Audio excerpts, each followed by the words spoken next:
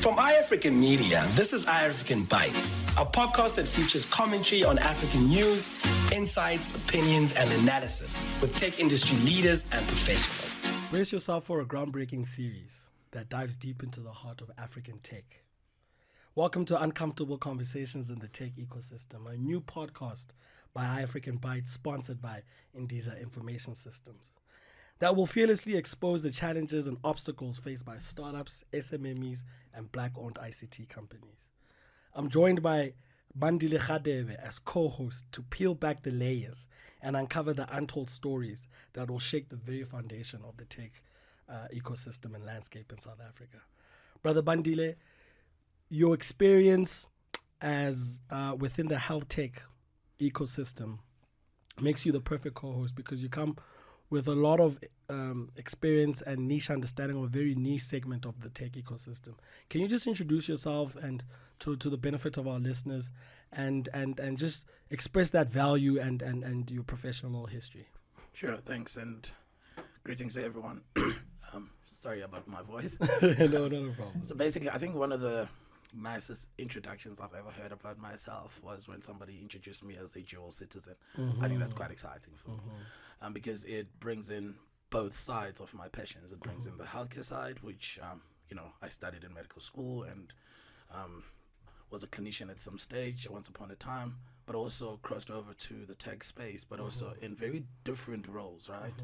In the policy space, when I was in the PNC, in the advisory space, when I was in CETA, in hardcore sales at Dimension Data and BCX, and in between, I've been moving back and forth in, trying my own SMME journeys. And I think I'm now back at that phase again.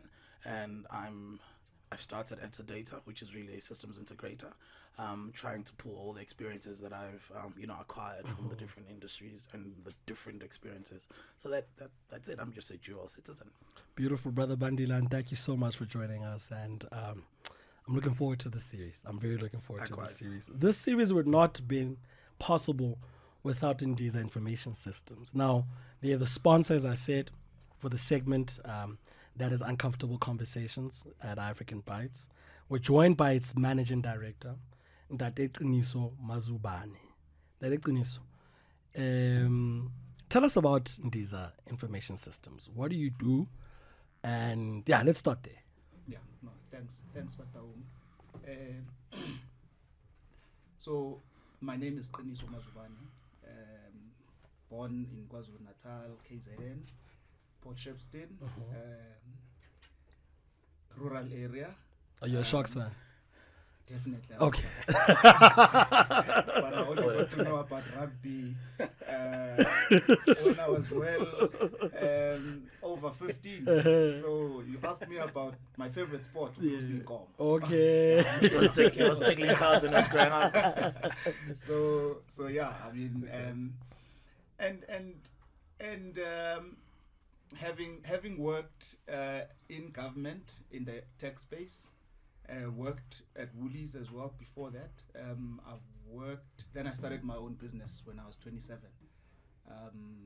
Literally in 2010. Hope I'm not revealing my age. Well, that's a simple math actually, but anyway. So it's been a journey, and it's been a very long journey. And I've been saying, when someone asks, how old is your business? You say 2010.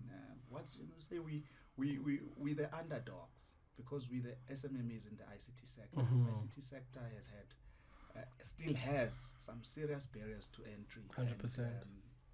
It's heavily, it's small. I don't wanna say it's heavily regulated, but it's like to get in, you really need to work 10 times as hard, especially if you're black.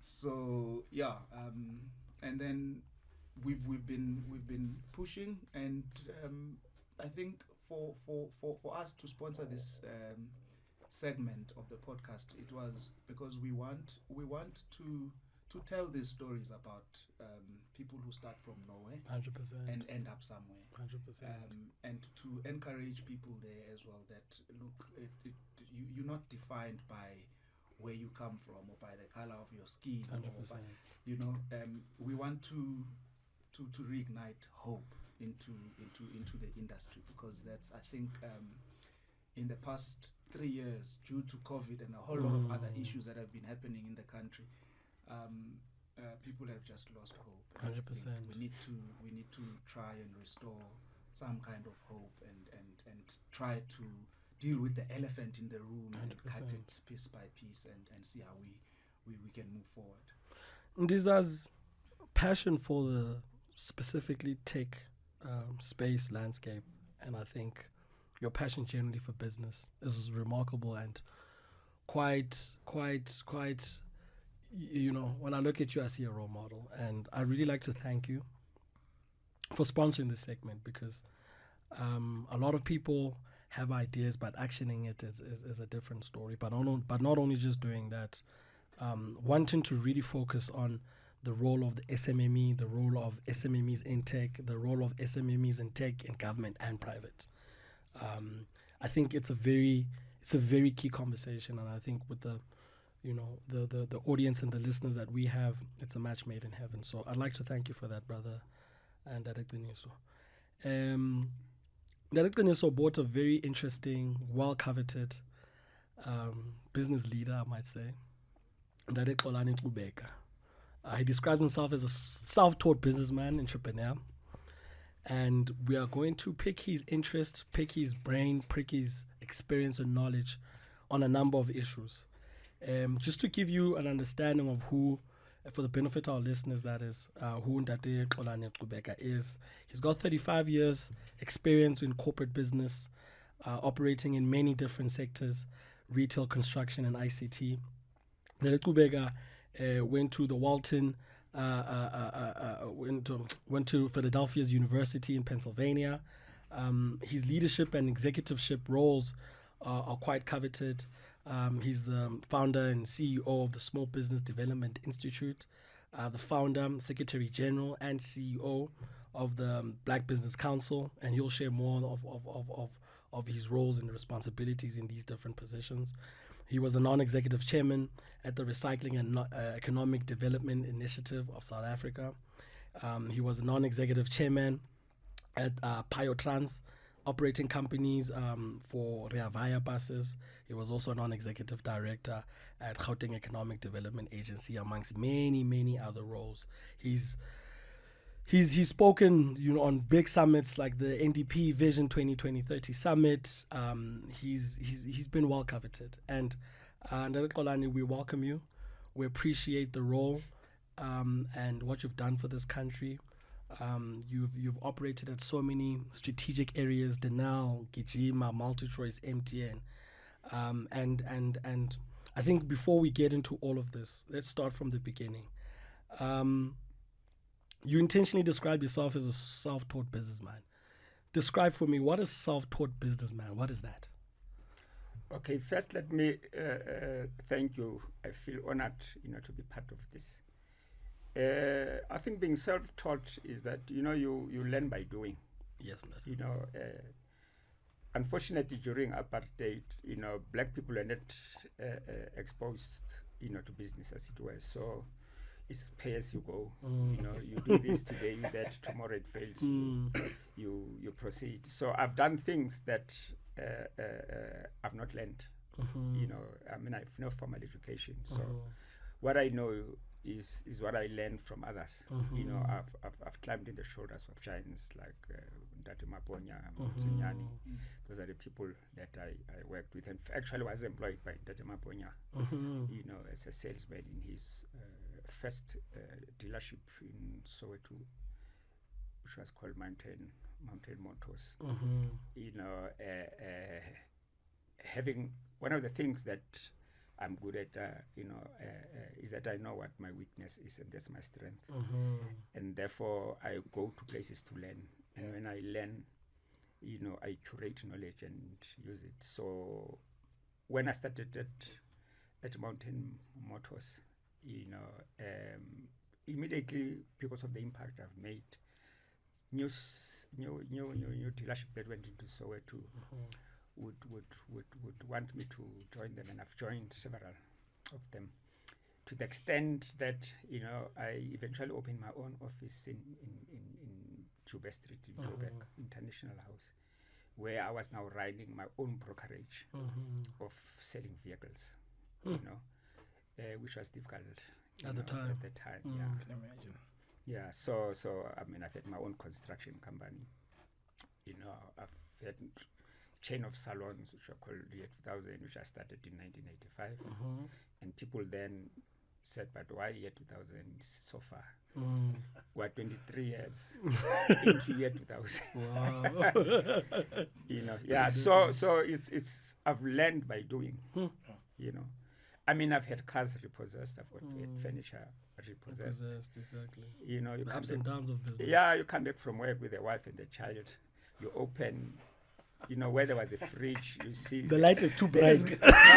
There's meat. There's meat and milk on the floor. The furniture is not there. They were not allowed by law to take your bed. So the only thing in the house is the bed. So we just sat down here and you say to yourself, that's all that is important, these people next to me. And you move on. I haven't killed anyone. But how do you keep going? I mean, the likes of Q and I will speak about how difficult business is now, but we have absolutely no understanding what difficulties your generation went through back in the days under apartheid. How do you keep going? What is that magic? It's the ethic to want to succeed. Is the persistent, because you must never quit. When you fail, you have gained a lesson from your failures, and you start something else. And the most important thing also is, because you are not married to any sector, you can do anything. I like that flexibility. Yeah, you can do it. Basically, I mean, I've been in construction. When I also started in Soweto, the first PR company, which was called Black Consumer Communication. Did communication for businesses out in Soweto, but also had to look out for people who were proficient. Then that's when, I think in 1983, I introduced myself to Boardrooms, because I was running the first big communication and research company, which was called Coordinated Marketing, and I went to his office. I mean, I gained a lot of insight out of him, because you need to know what are the drivers of each sector. 100%. And what is it that you look for. We'll get into those drivers and those insights and data. At iAfrikan, Bra Xolani, we're very much, we have a culture of philosophy. We love philosophy. We speak about philosophy literally every other day. I noted that you're a Pan-Africanist, right? We did our homework. Now, I want to know, because, philosophy it's a tool of analysis and how to look at the world, understand yourself, and how did that shape your posture towards Pan-Africanism now? How did that shape your posture towards business and capitalism in general? Well, you see, the tenets of Pan-Africanist is that you think about other people first before yourself. And whatever else you do, you want to make sure that other people benefit. If I fail, but there are people who will say, Bra Xolani, Bra XQ assisted me. To me, that's very powerful. You have to underpin all that you do from that Pan-Africanist perspective. The Europeans do it very well. Indians do it very well. We're the only ones, who love everybody except ourselves in terms of what we do. And if we can love ourselves so much that we have interdependency, it will take a lot. And Pan-Africanism gives you that. And Pan-Africanism is not being against whites or anything, but that if Europeans take them, if they are in South Africa, take themselves first as Africans. 100%. Yeah, there's Pan-African. 100%. Ukutshala isihlahla that you might never enjoy ishade yaso. 100%. I think that those are some of the ethos of Pan-Africanism. 100%. Thinking about the future generations. 100%. And you know, when I think about my experience with Bra XQ, we call him XQ in the industry, Okay. affectionately known as Bra XQ. Bra XQ. Can I call you Bra XQ? Sure. I've been given permission. Bra XQ. Okay. He ulo muntu who when he says thinking about others before you think about yourself. SBDI it's all about lifting others, but you know, he lifts as he rises. Yeah. So yeah, I think it would be very interesting to hear Bra XQ's journey in the SMME side of things, and yeah. 100%. I want to poke a little bit on that Pan-Africanism ideology. What would you say has led to the progressive decline in Pan-Africanism as a concept? I mean, since our democracy, but also just black consciousness, and maybe to your point, why has it always been seen as anti, when actually Pan-Africanism and black consciousness has always been preservation of self and not really anti anyone? What has led to the decline progressively to a point where we actually hardly ever hear about the concept and its ideals and what it actually signified in our evolution as the black society? Well, I think first, I think as black people, we have embraced other cultures other than our culture. I mean, as an example, you know, we took everything America to be smart, you know. When we grew up, you know, you have all of these Edwin Claps and sets on all the things that you were wearing, and it just looked important. But more than that, I think the media plays a very pivotal role 100%. in driving concepts, in driving, you know, ideology, you know, as it were. Cultural inspiration. Exactly. So Pan-Africanism has always been misconstrued as those forces who want to push white people into the sea. And therefore, media has played a pivotal role in driving Eurocentric values, as it were.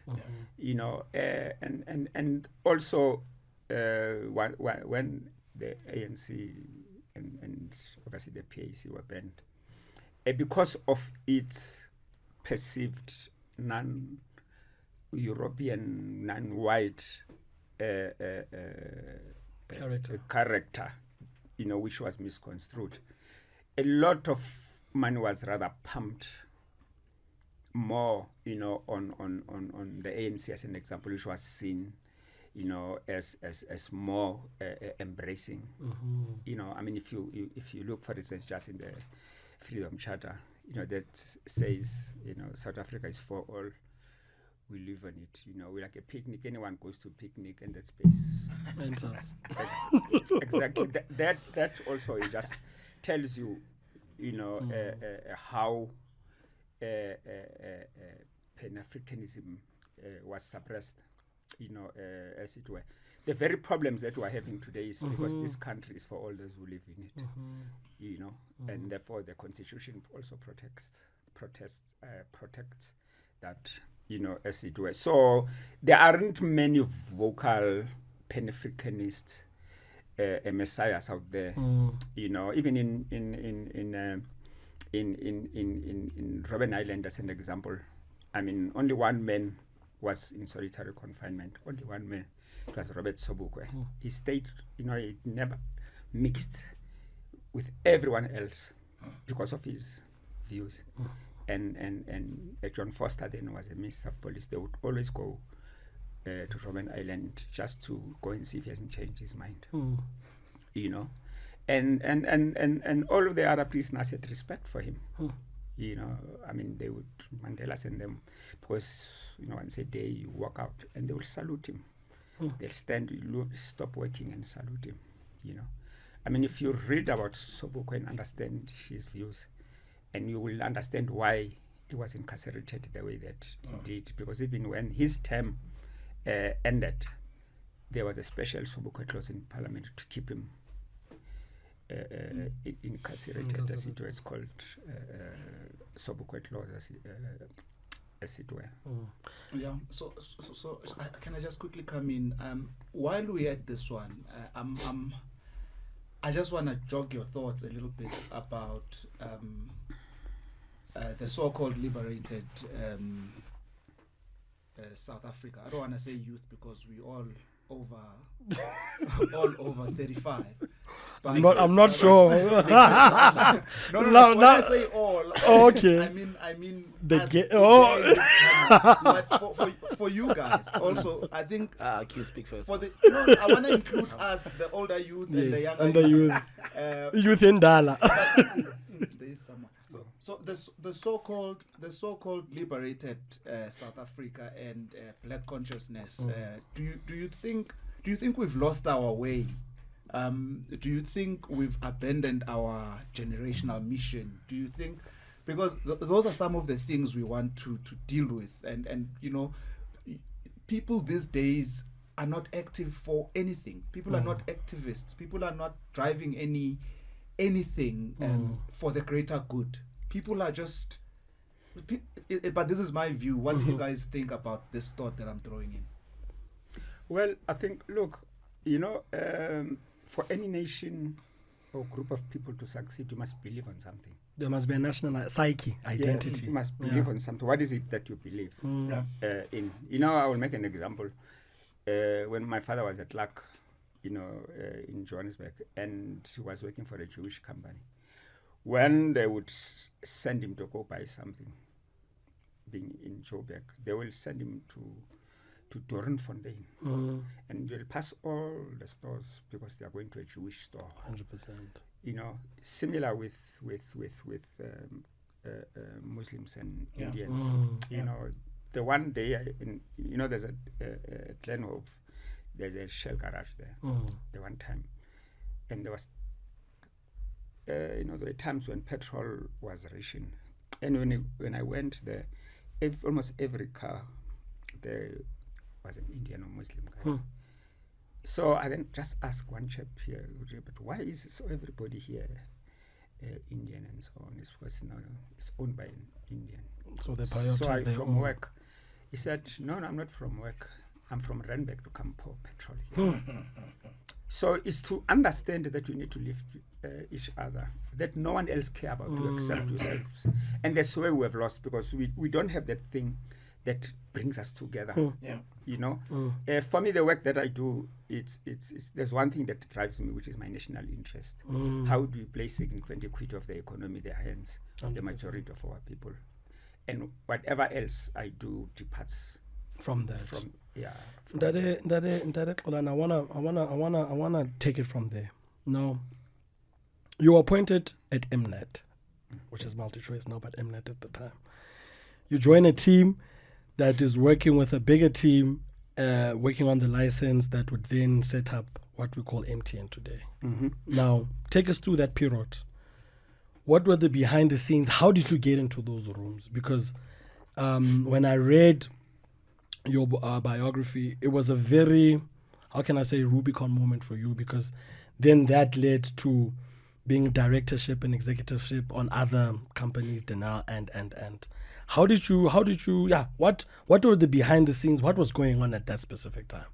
Okay, well, I think one of the things that we did well as black business was to form ourselves in formation, business formations. So there were two fundamental associations. One was NAFCOC. NAFCOC was almost a business chamber. Okay. But there was FABCOS, Foundation for African Business and Consumer Services, which was more sectoral. Okay. So that's where we plowed our skills, we were at FABCOS. So that was more entrepreneurial, whereas in NAFCOC, they focus more on policy. Okay. They focus on policy, but it was business people who were influencing policy towards a specific direction. As an example, black people, you wouldn't be allowed to have more than one license for a store. So, and there are a number of things, and opening up trading hours. So they were focusing on that. Whereas FABCOS, we created businesses. Okay. You see, why I joined FABCOS is because I was president of the Black Hairdressers Association. Okay. So we joined FABCOS. Of course, it was a natural Representing- sister organization. Yes. Okay. And then there was SABDA of the taxis, etc. Okay. etc. So, but we're always looking for opportunities. Okay. So what then happened was when Mnet started this whole process of applying for the license, they had then to look for black business partners that they can embrace, who can then bring the whole black consumer market. Yeah. Okay. So I was then seconded from FABCOS Okay. to the team at Mnet that was then bidding for the license for MTN, as it were. So I worked with the whole team. And by the way, you know, I had never touched a computer before I got into the room. But you're an IT pioneer now. And so they said, there's an office. There's this thing. And I looked at this thing.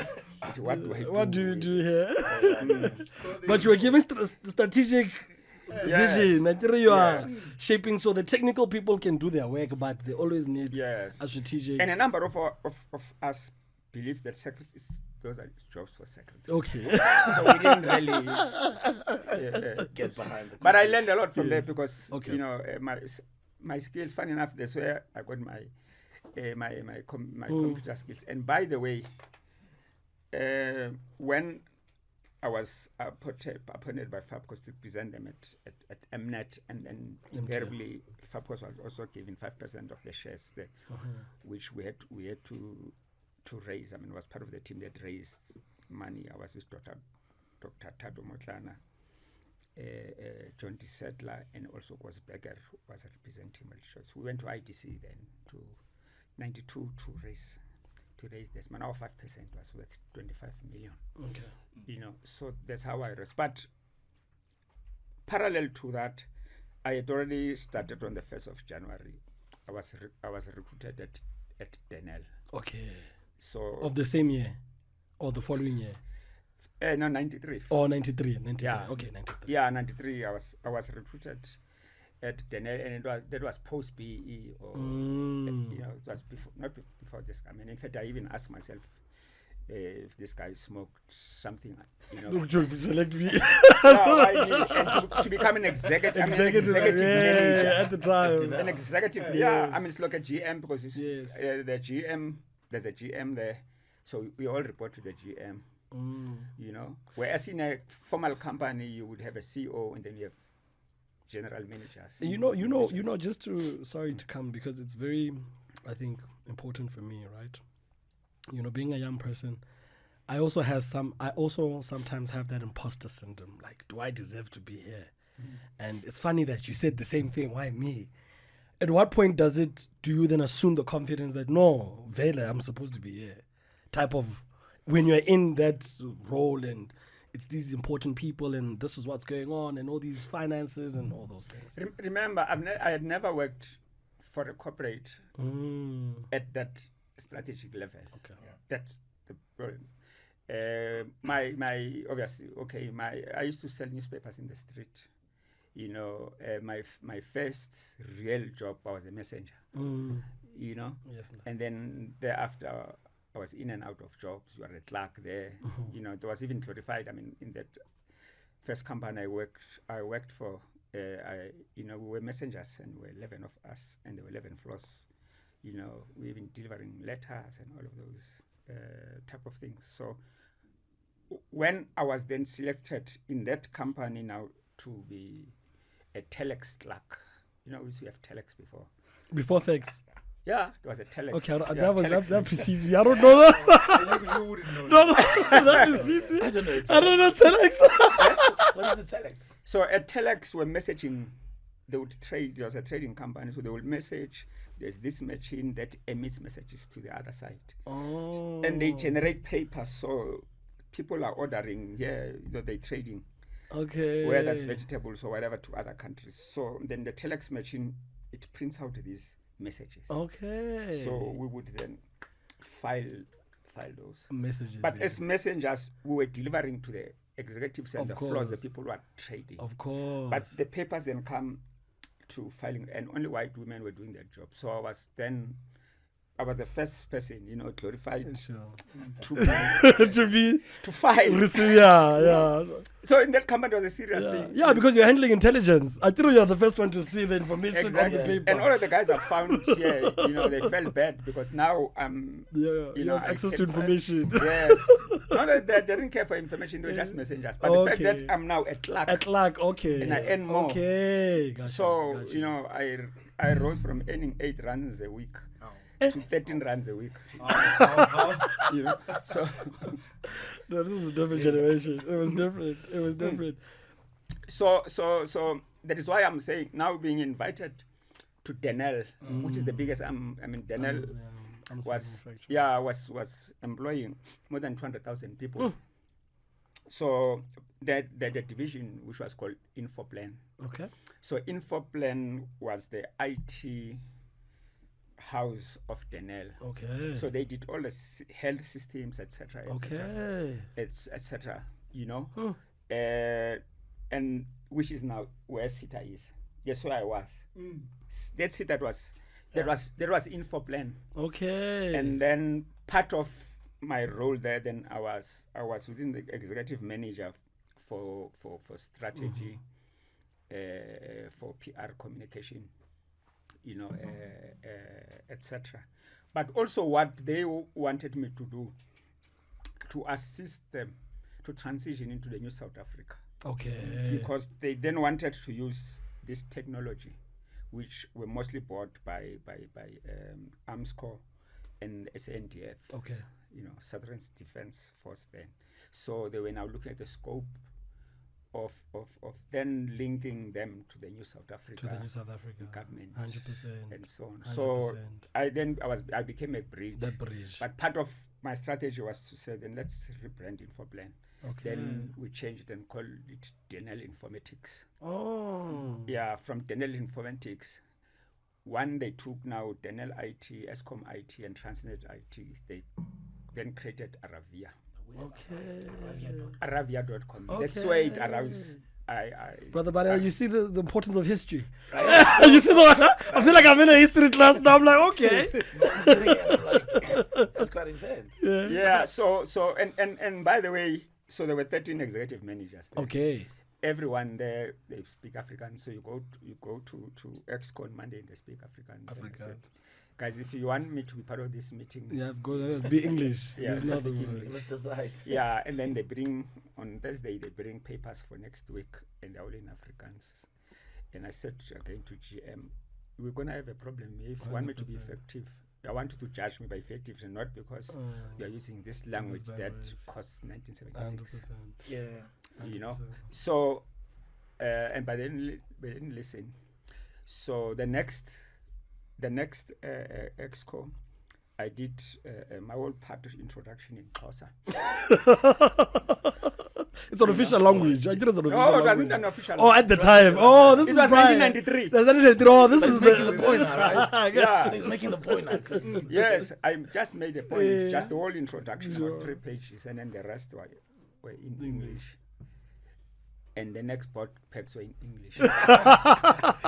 Message delivered. Right? Message Message But delivered. very interesting. In South Africa, when you speak to, I like spending time with a Mahotman of the IT sector.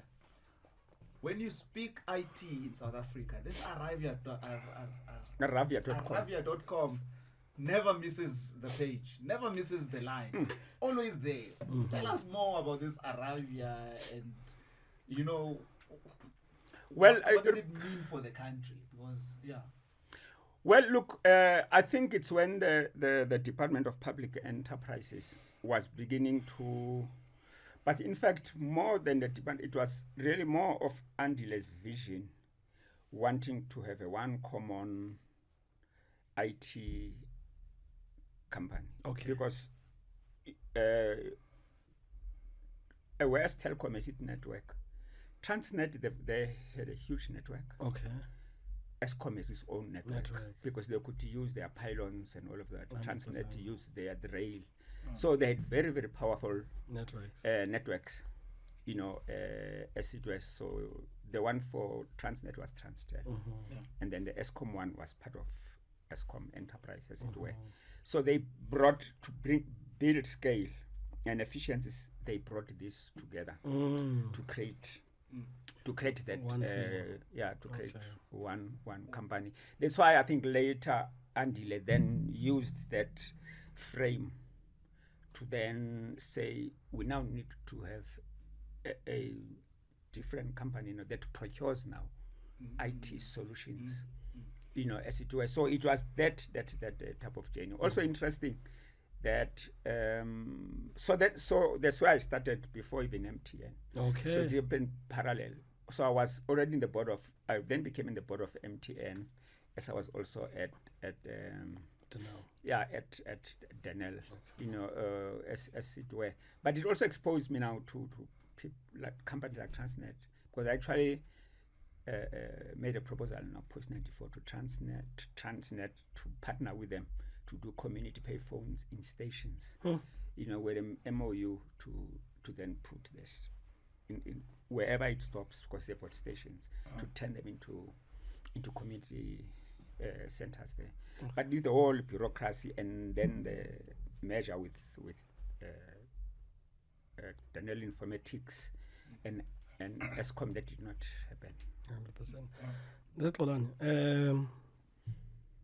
Your level of experience and knowledge, it's very key. It's very key. And I think that's why we have this podcast. Now I understand. Yeah. He keeps referring to Andile. I mean, no, sorry.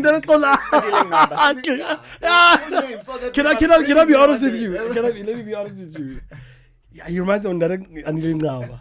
Because I've interviewed Andile Ngaba and you have the same understanding. I don't know why. Sorry about that, Xolani.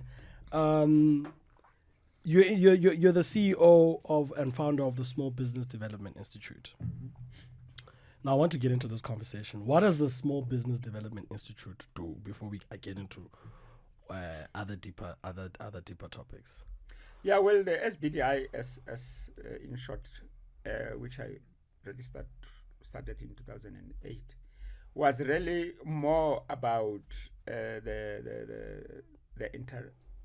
to build entrepreneurship knowledge and practice, because entrepreneurship and small business is misunderstood. 100%. South Africa, as an example, they really have no inclination of what capabilities SMEs should have if they are well placed in the whole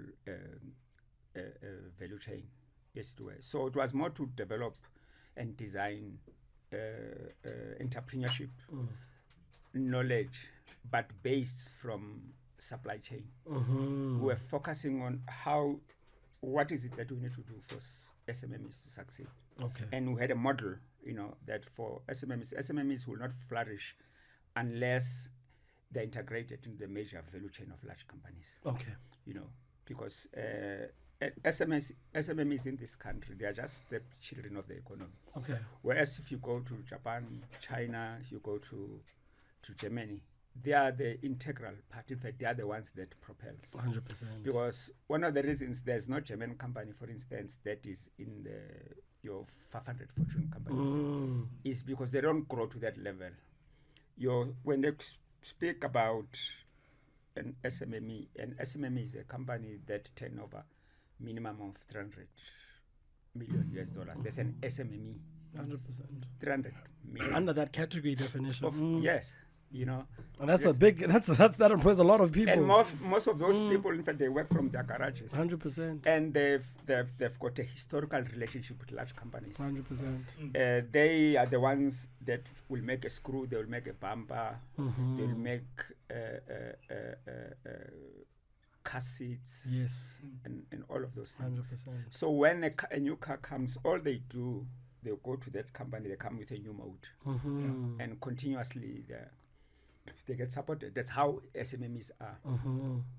I mean, in Germany, 90% of the economy is SMEs, mostly family owned, as it were, and they've created generational wealth. They are the ones who supply BMW, Mercedes, and so on. Yeah. So you're not just supplying Toyota, you'll supply Nissan and so on, because you are renowned for, you make molds for this, and you make parts for this, etc.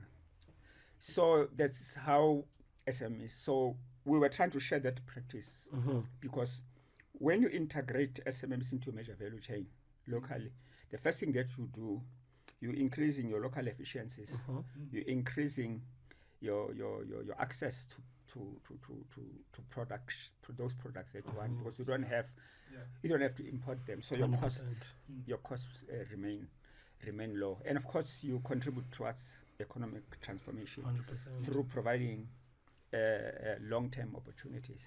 Now here at home, if they gave you 1 year contract, well, you can't make do money, anything. you can't do Yeah, anything. in 1 year. Right, So ours was to say, within SBDI, how do we create black companies, for instance, that manufacture water bottles.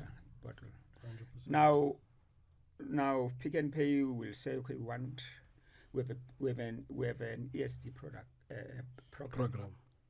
But it's about Pick and Pay. But what we were saying, you must have an industry-wide approach. So if ESD, as an example, was an industry-wide approach that says, if we want black-owned manufacturers of plastic, or the whole industry will buy from it, rather than saying it's just Pick and Pay or ShopRite or whatever. Exactly. 100%. For instance, if you want components, ESCOM want components. ESCOM, Transnet, and Denel must be able to say, we want a company that can produce computers, 100%. but not a company-centric ESD, but it has to be industry. 100%. Then there you build scale. 100%. So that is the role that we do and we drive, and it's a difficult role. I mean, I partnered with the UNDP, United Nations Development Program, in 2013. Yes, sir. I went with them in DTI to Mexico just to go and see the type Models of and stuff. models, so they don't have enterprise development, they have supplier development, because you're developing your suppliers so that you can 100%. integrate, 100%. So supplier development also includes the enterprise, of course. So supplier development is that you are building sustainable suppliers. I mean, there were SMMEs in Mexico, this other one company. All it did wings for Boeing. Just wings. Yeah, just wings for Boeing. Yeah. There was another small company that collected milk from all the farmers, and they made cheese. And Nestle was buying from them.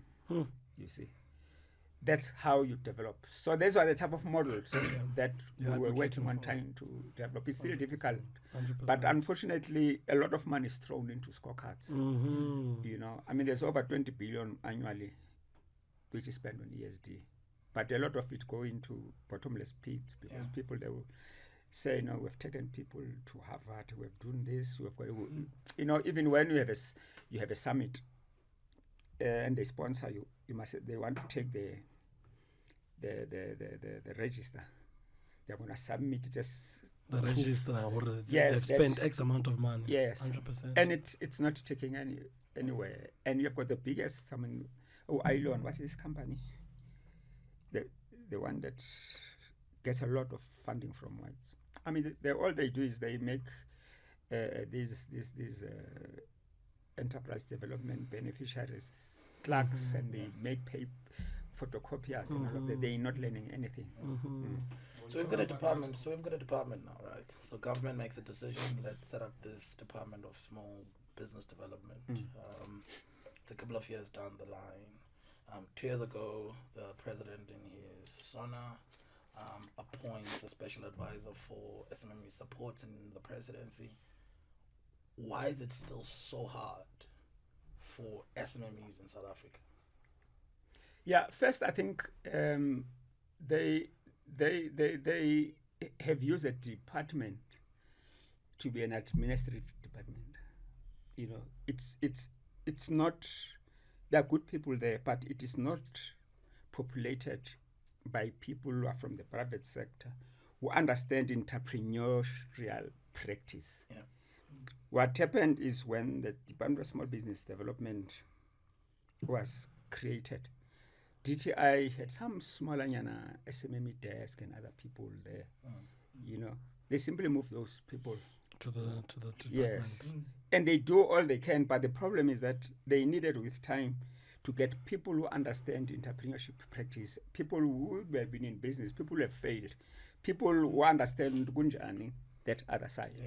Yeah, we understand. So no matter what they do, you know, the department, as an example, would have worked better if it coordinated this enterprise development spend and supported that. Because I mean, if you give a department such as that one 3 billion rands, you know, part of it is to pay your space, your offices, then you've got to pay part of it to CEDA and CIFA.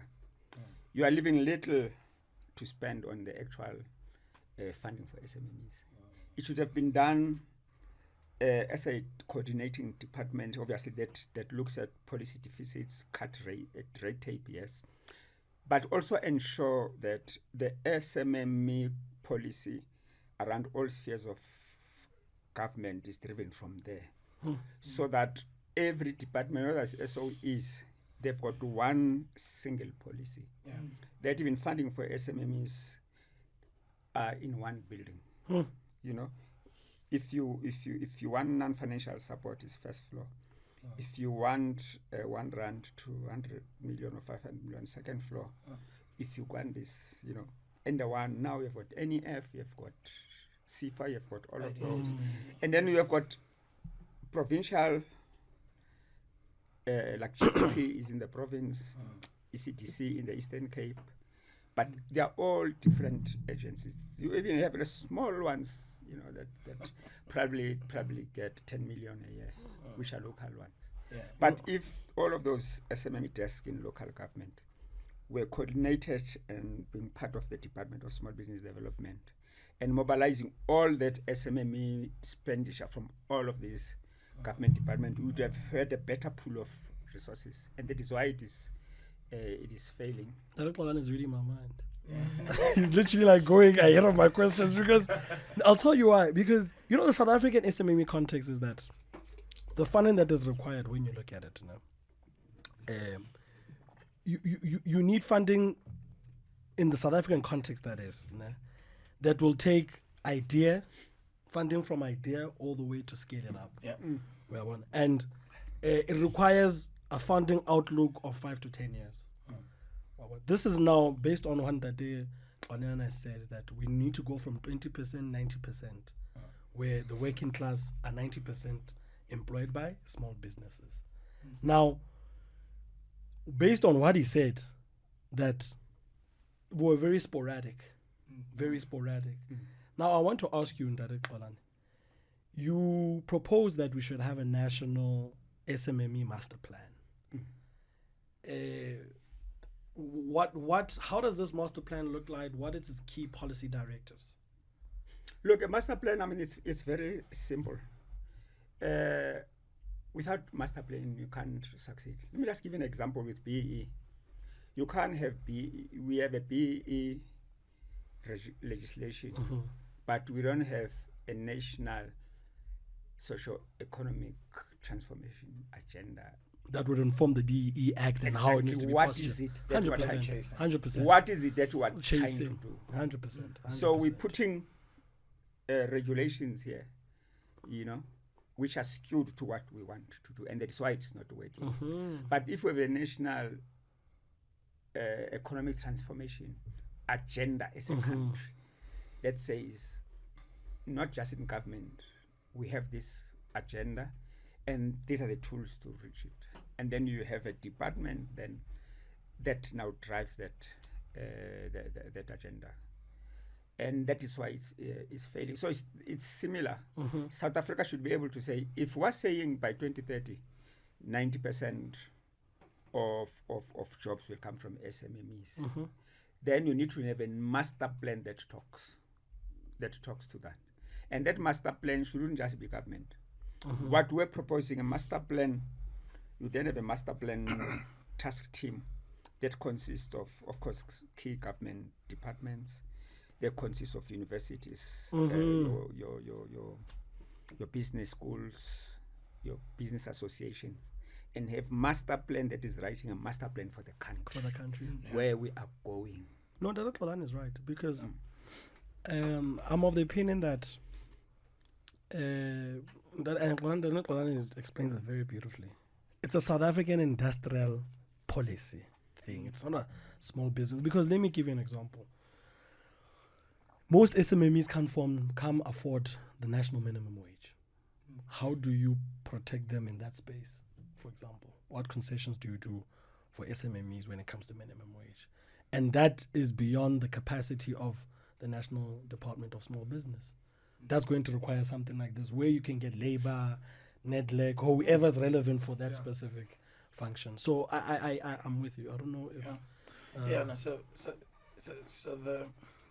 And I think I'm going to put you on the spot here. Would you argue that essentially we're a country that is driven without a vision, but chases minor projects? Okay, let me put it this way. We have a government that has an ideal to transform the economy, but is constrained by the fact that we have not, we're still reeling under apartheid's economic architecture, which is big business, mentality of big business. So big business in this country is a hindrance to transformation, basically. So government is trying to tweak, and as they tweak, they're pulling back, you see. Because BES, as it is, it was never designed to succeed. You know, it was designed to appease big business, you know, as it were. I mean, government can't even say black people, they say PDIs, you know. I mean, if you know, which presupposes you are no longer disadvantaged, you know. And the reason it was done, it was to accommodate white women. Okay. Because white women they fall under affirmative action. 100%. Yes, because of that, 100%. and that is why the most successful SMEs in this country are white consultants, because they register their companies with their wives, but they're the one who does the business. Do the actual job. Yes, qualify for the yes, because I don't know how our government could have agreed that white women were oppressed. You know, I don't understand. So we were hamstrung because now this PDI thing is it's just because it's accommodating them. And we also squeezed in the Chinese in that PDI. Exactly. 10 years down the line, with what would be argued as a black government, why are we struggling to dismantle the apartheid architecture? Let me tell you, I think this thing is simple.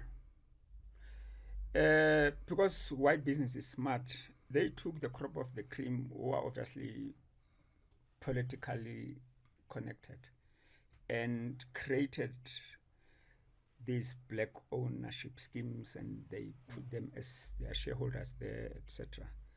You know, so that is the problem. So it actually locked out this whole thing of building black brands and new and a reindustrialization of the country that embraces economic transformation in a smart way. So, you know, by 2018, I think the money that vested out of the BET deals, large companies, was over 200 billion, which is the money that vested into black hands, but you can't see it. You see, because if they made 200 billion and they got dividends, can you imagine what the white companies made? To give an example, on the consumption side, the Department of Social Development, since the advent of grants, they've dispensed in excess of 6 trillion rands. You know, now ask yourself, in that 6 trillion rand, who benefited? ShopRite. Let me give you an example. ShopRite, Pick and Pay. You know, so in 2008, I'll make an example. So Christoph Wiese was chairman of ShopRite was worth about 3 billion in 2008. Yeah. In 2018, it was worth 103 billion.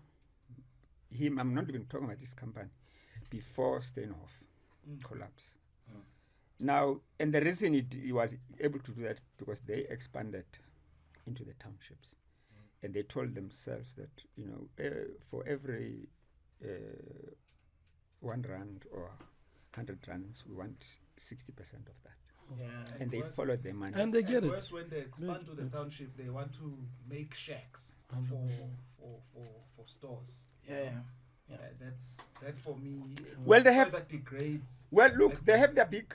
They have their big malls, and they're into malls. I mean, they're creaming it, of course.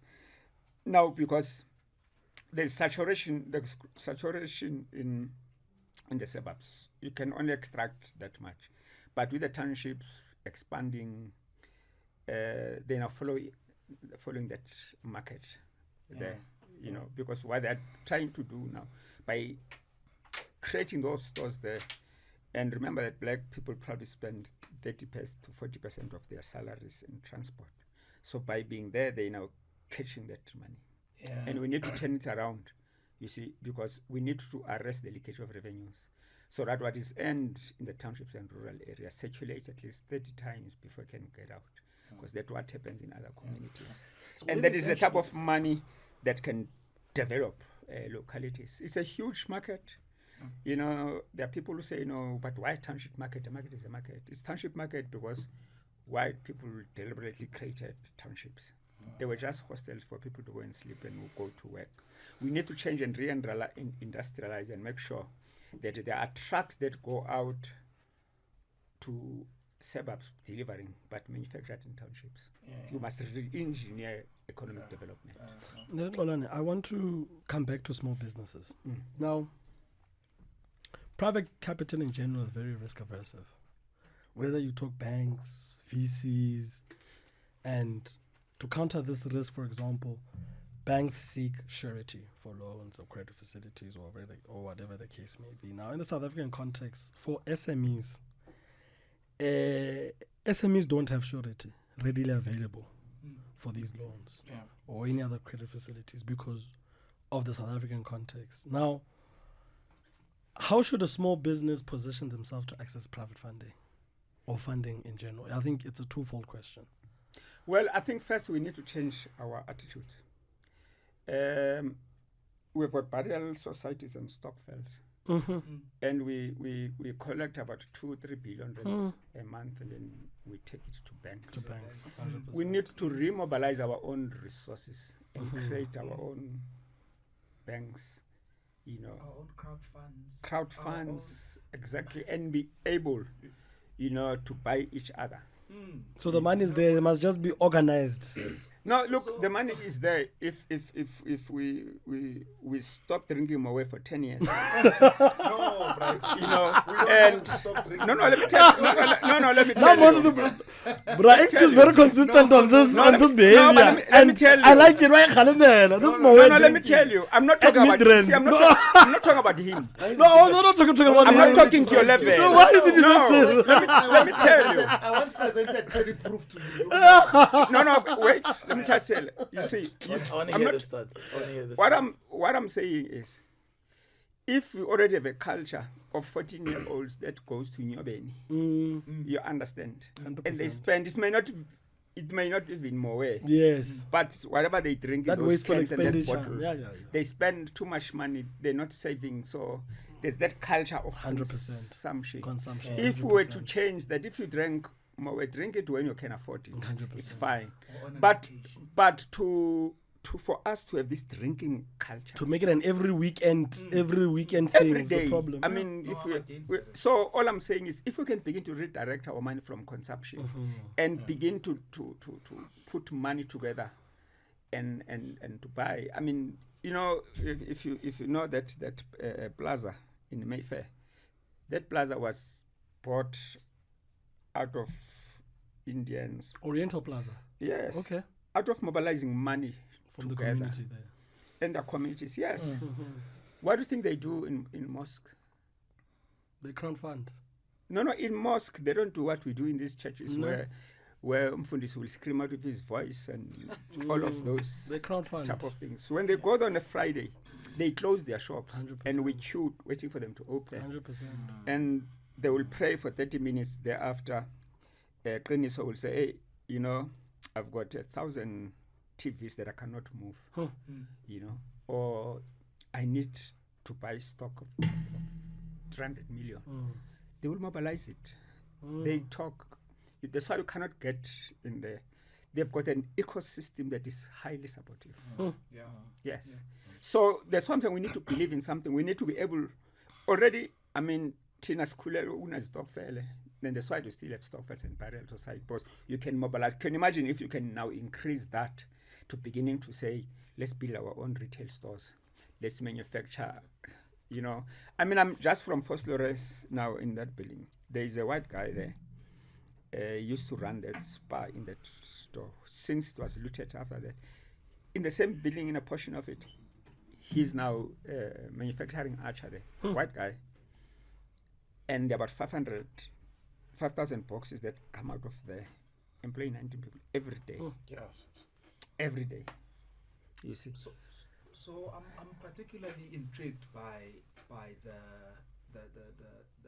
funding discussion and how difficult it is for an SMME to access funding, and you know, and how we even said one of the solutions is crowdfunding, and we started a business recently, I think last year. The name is Credit Proof. Oh, Credit Proof. Credit Proof is designed solely to assist SMMEs, but people are very complacent in coming in and saying, okay, I'm a member, I'll put in so much. So it's I don't know, maybe there's somewhere where we need to change the mindset. 100%. Yeah, because we can only solve this by you put in money, you come back, you ask for 100, but you know that you in this funding you're putting in something. Those are the kind of things we need to sort of develop. Well, as you know, before we met, I've developed this concept, this digital stockfell, which I want. It's going to be a stockfell of stockfells. But what it does is that your stockfell money mustn't wait for Christmas where you're gonna share and buy groceries. 100%. But you take this money and we start our own retail stores. Okay. You know, women must start their own nail stores and manufacture their 100%. things. Yeah. They buy from themselves. 100%. You know, I always say women spend so much money behind. 100%. You know, every weekend, I can tell you, Saturday, Sunday, there's a bridal shower, there's a baby shower. Now, if they were to take that and said, these showers of ours, we will have a chain of nail bars throughout the country. We'll start a pilot, and it is our business. So, on the You know, we these clothes that these babies will manufacture this. We understand and have co-ops. We have a strategy within SBDI of creating family-owned businesses. And another category will be to get these friends that spend so much money together to start their own companies and begin to get into business. I just want to understand, because this is very key. How does this stockfell money, so is it an account or is it an application where they see their money? Like, just paint the picture for me. How does it look like? Well, look, it's almost like creating your own digital bank. Okay. Basically. Okay. But when your stockfell buys, it buys a share. Okay. It buys a share. Okay. And there's an information memorandum that says the digital stockfell is going to build a retail warehouse. Okay. It has got its own brand. It's going to do this. We're going to, for instance, buy properties. We're going to buy land. We're going 100%. we're gonna have farms, support those farming projects, and they're gonna supply. I mean, we also have a strategy of home gardens. You know, we want to build retail stores Now, in these retail stores, we want to at least have about 200 home gardens in the township here. Because you are already bringing money into the system 100%. just by assisting them that the vegetables will be sought from this community home gardens. So you're creating an ecosystem. You're injecting money into the system. 100%. So I hear, there's various innovative ideas that Q and Bra XQ are sharing, and completely noble. They make sense, right? But there are people, one, who are elected to answer these questions that they're not answering. There are people who are hired to drive these conversations. I mean, you've touched on this a little bit in just consolidating the available funds in the DFI space, which is currently not happening. And so you're losing the book value of what you would be sitting with if all that money was sitting under one account, right? But that's the first one. The second one is, if we're really being honest, sometimes it's easier to get the money from the private bank than it is to get the money from IDC. Of course. And that's the absolute truth. They would be more excited about playing with you now once ABSA or Nedbank or FNB has come to the game and they've confirmed that your concept is viable, and suddenly NF, IDC is chasing you everywhere. It's sometimes harder to get money from these DFIs that supposedly have been created to actually make access to funding easier. I mean, at some stage, when we were still in the youth and business forum, we sat with the guys at IDC and we scrutinized their requirements. So a young person at 23, at 27, who is looking for a 2 million rand loan, was being asked to come with 200,000 rand of their own unencumbered money. From where? You're still owing Macams and Nesfas. Gotcha. And here's IDC asking you to come with this additional 200,000. From where? So the truth of the matter, and it goes back to the point I was asking Bra XQ on, we are fundamentally a country that is not governed with a clear, singular vision. There's sporadic projects that make people look busy, but as to where are we going, where's that master plan, it's nowhere to be found. Bra Xolani, you speak with these government leaders. What are they saying? Are they listening to you? Are they not listening to you? What's the mood? Well, look, around the master plan now. Look, I think people listen, but sometimes they misunderstand. Okay. We understand. Go deeper, Bra Xolani. Go deeper. What does misunderstand? Because when you sit with some of the government has got its heart in the right place. Okay. We have people problem in this country. We have policies, but you have put people program. I mean, I'll give you an example. There used to be a tender board in Gauteng, and I had this company, IT&T, and we tendered, and it was not even much. I mean, 2 million. And this guy, who was chief director, was asking me, but why am I going to do this money alone? I'm giving you too much. It's your point.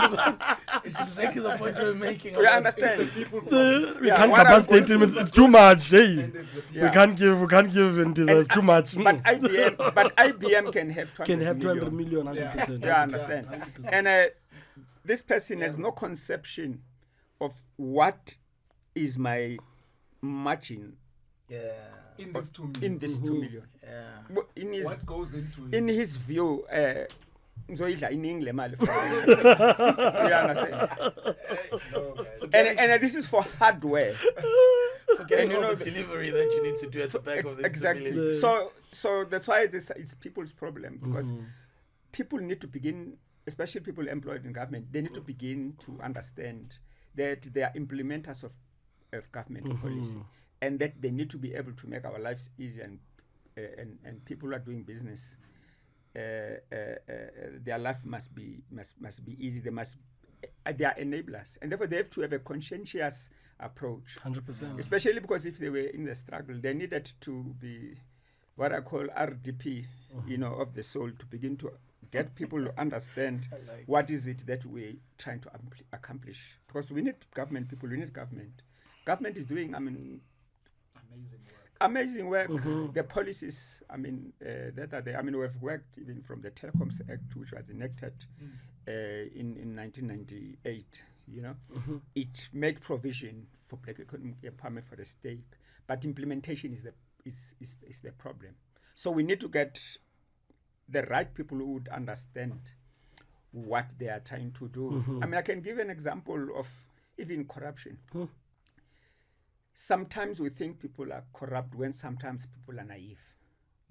You know, people don't follow policies and therefore they overspend money because it's available, whereas someone has not checked that this budget was supposed is only 2 million you have or 2 billion you have, and then people overspend.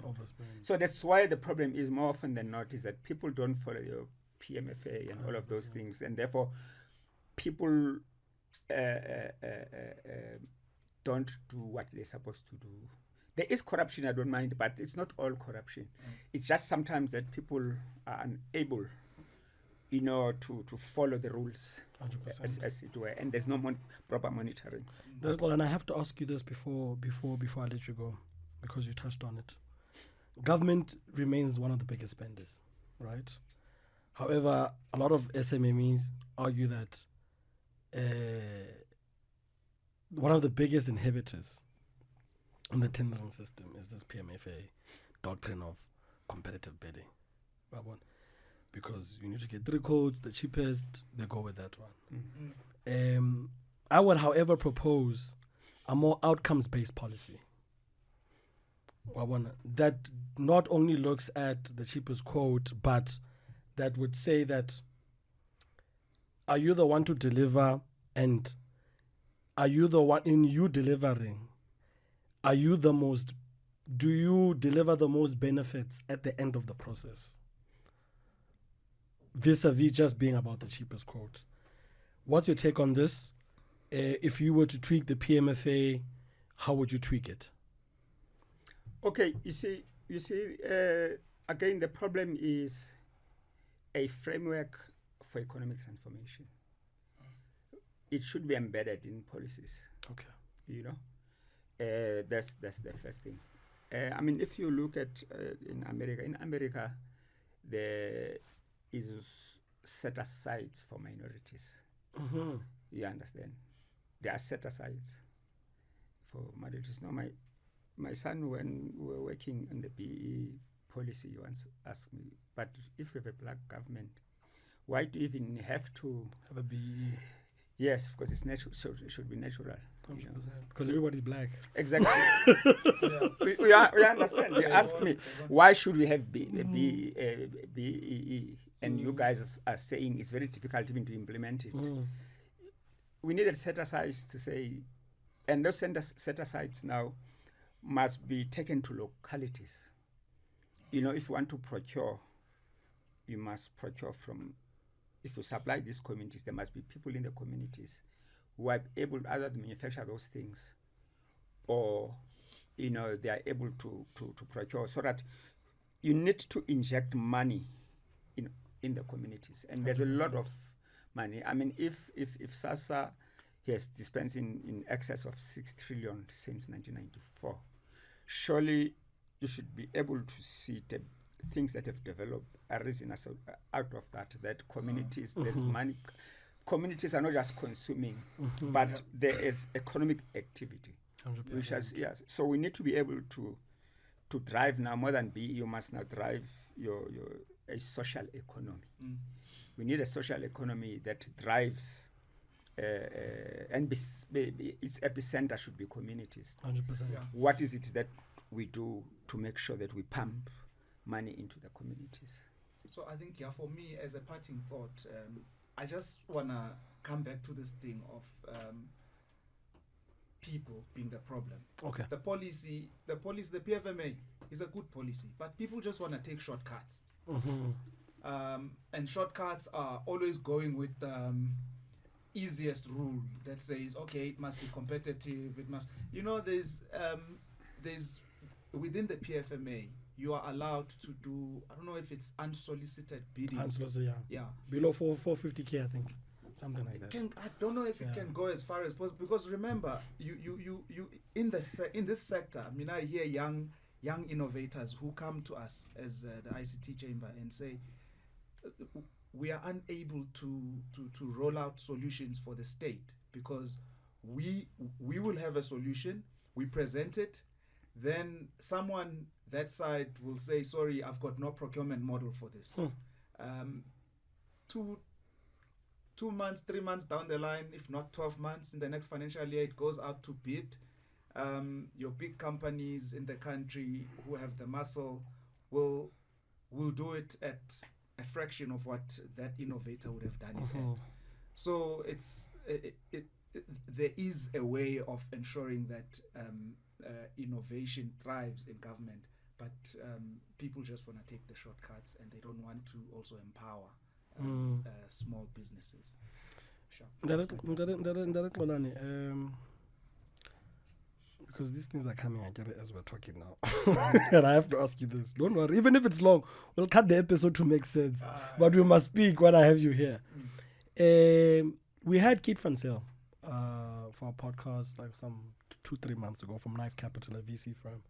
And one of the things that he talked about, this is now when they were raising, what do you call this thing? They fund, right? You know, internationally, they've got offices in London and so forth. And he was saying the mood of investors as they would. This is now giving insights, gauging the mood of investors as they're looking for funding to come, you know, give money down here. Is that the issues of Eskom energy, the issues of education, the issues of tax, you know, we're highly taxed. Or rather, let me say businesses are highly taxed. The environment, they feel like the environment is not conducive for business to be business. Let me give you another example. A government recently dropped the section, is it J12, that gave incentives for companies to essentially give money to VCs and right? And that was removed. How do we, just in the context of South Africa now, energy and what needs to happen? I think I'm going to ask it broadly, and then as you answer, we'll break it down. Look, I think that's a very difficult terrain, simply because we're dealing with very, very complex issues. 100%. You know, for whatever reason, why Eskom is where it is. Truth of the matter is, if you wanted to invest and put a plant in South Africa, you have the same problem as a hair salon. 100%. That cannot operate, no longer operate because they can't afford. 100%. So you have small scale, you have big scale. So 100%. so it's a serious. Yeah. The issue of energy is a serious. Even for us, because we're fully remote at iAfrikan. Like we have days where we can't publish because there's no electricity. Exactly. So 100%. it's a serious hindrance to investment. So we need to be smart in a way that we want to do things. At least government now is beginning to support energy projects that individual businesses, for instance, can utilize outside of Eskom. I mean, Eskom, during its recent, I think last month, celebration of its 100 years, they've introduced what they call microgrid, you know, and that microgrid operates outside of Eskom. You can put up this container with batteries and other things, and it can propel power for about 200 homes and so on. So you can take those things and begin to cut it down for business. 100%. You know, so it is during these type of times where you need to be innovative. I mean, Denel was built out of sanctions, really. 100%. Because they began to do things internally. Themselves. Yes, themselves. Of course, they secretly partnered, I mean, with some Israeli companies, even with some of the large companies such as IBM and all of that. They built capabilities. That's why they built, one of the smartest helicopters which can flip and so on, which is Roy Flak. Yeah, Roy Roy Flak.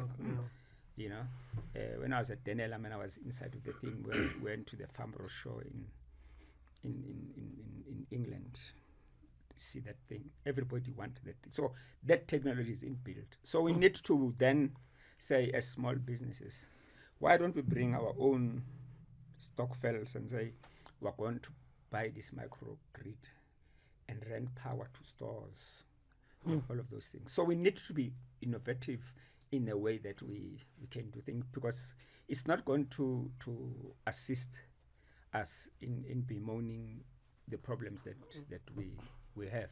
So we need to come up with plans and say, investors, perhaps for now, for the next 3-4 years, let's invest in these specific areas and bringing alternative solutions. Because you can complain until you are pink in the face, but you can strategize and come up with epoch-building solutions.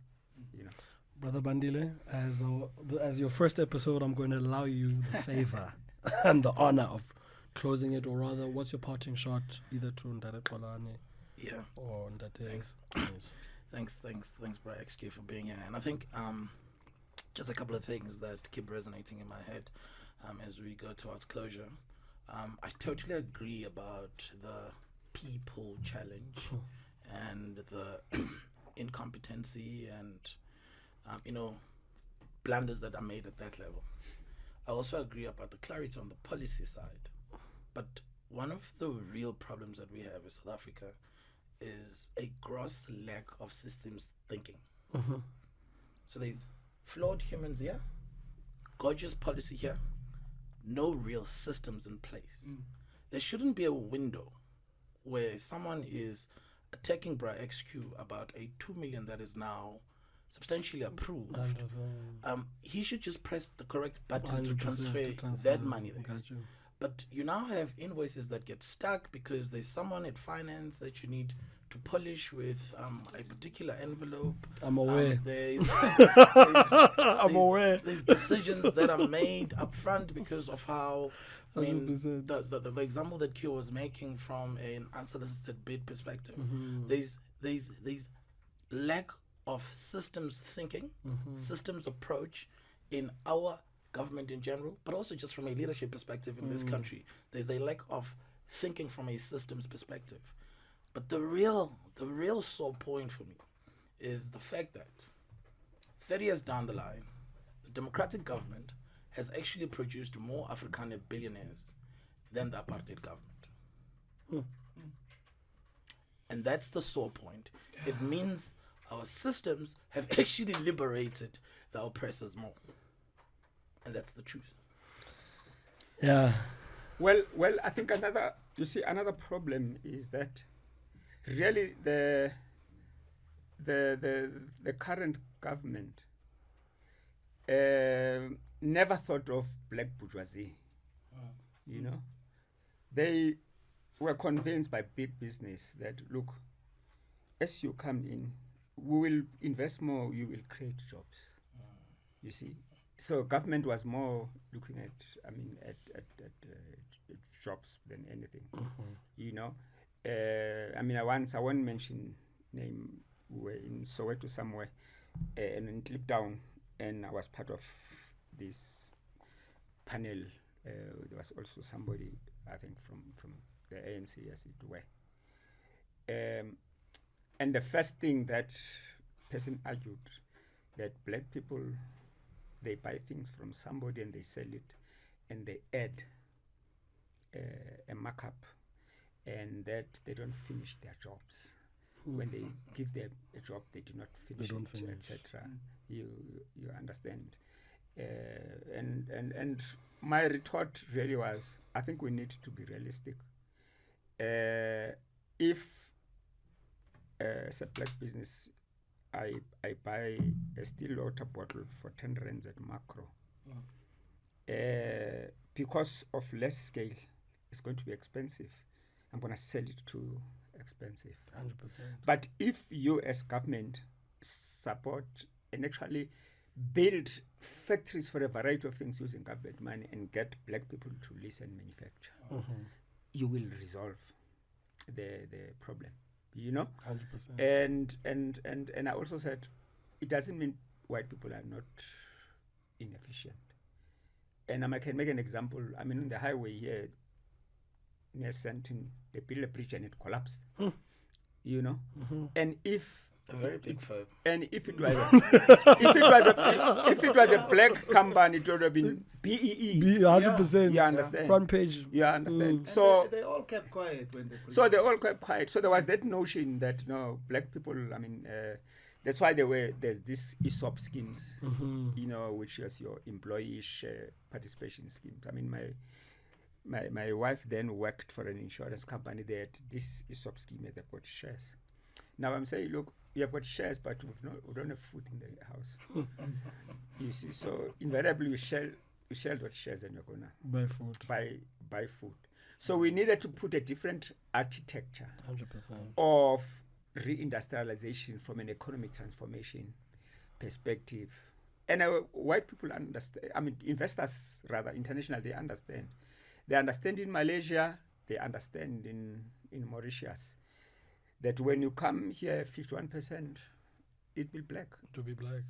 And they understand that you go to Ghana, it's the same thing. It's the same thing. It's only here because white big business have got so much power and leverage, that they're the ones who blocked. I mean, this triple PFA thing, it was used to slow down economic empowerment. I mean, it was pushed within 6 months, it was passed. Because it has that element of price and so on, because black people can't compete on price. 100%. So that's what, so you have got that 820. And that's where they throttle us. Because and hence why outcomes-based perspective. Instead of just competitive competitive so look, bidding and stuff. For me, therefore, my parting shot is that we need to create these real SMME ecosystems with an understanding that not everybody is going to be an entrepreneur. In fact, in any society, you can't have 80% of people being entrepreneurs. But you need to identify winners and support winners 100%. in every sector. 100%. If you in one sector you have 3-4 companies that can grow to be multinationals, and you support them.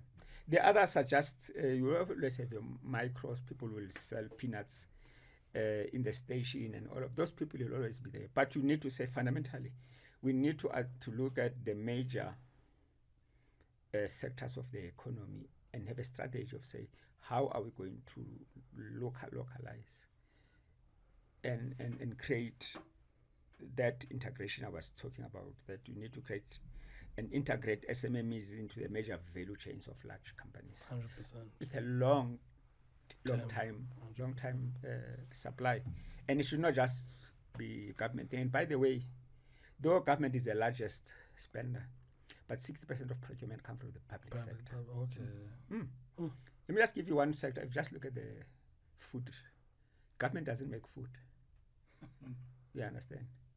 40% of the stock exchange is companies in the food sector. Tiger Brands, Unilever, and Pick and Pay and all of them. 100%. You understand? 100%. That's where the money is. 100%. You see, government, yes, is fine. They procure a lot, but 60% is in the private sector. That's why we need to create these retail companies, manufacturing. People are beginning to manufacture, but they need support. But unfortunately, our DFIs almost put limits. We're going to the entire township economy. Therefore, this is the ceiling. You see. Bra Xolani, thank you so much for your wisdom. Thank you so much for being here. We highly appreciate you. We appreciate the efforts that you do. We appreciate your patriotism and your Pan-Africanism, most importantly. One of the persons that believe in, I think, your ethos is Ntate Qiniso. Our partnership for this series is going to be very exciting, and Ntate Qiniso, I'd like to thank you for this. Thank you for your commitment, And these are information systems. Where do we get you? On social medias, where do we find you? What's going on? What should we expect? These days, it's an information age. You just Google that. It's just But yeah, I think I must thank you guys for the professionalism and for taking on this task, because from just sitting here with this first episode, for me, it's just we're unearthing and we're unearthing and we're unearthing, and I think it's going to be very exciting as we move forward. 100%. Yeah. You guys are going to edit, so I want to add this. So I'm creating my own brand, which is Priced Well Retail. Priced Well. Okay, priced well. Oh, Priced- priced well. Priced Well Okay, Retail say. is going to compete, particularly in the rural areas and in the township. Yes, sir. And we're onboarding black manufacturers, whether it's juice, it's archer, it's ice cream. Beautiful. We give them space. Of course, you can't do away with the others. Yes, sir. But we want black people to manufacture your meal. And Okay. that's why we're also working value with chain. A value chain. Yeah. Beautiful. So I'm hoping very soon we'll afford even to sponsor a session. 100%. No, beautiful. Thank you. We're not editing that one out. We're keeping it. No, fuck it.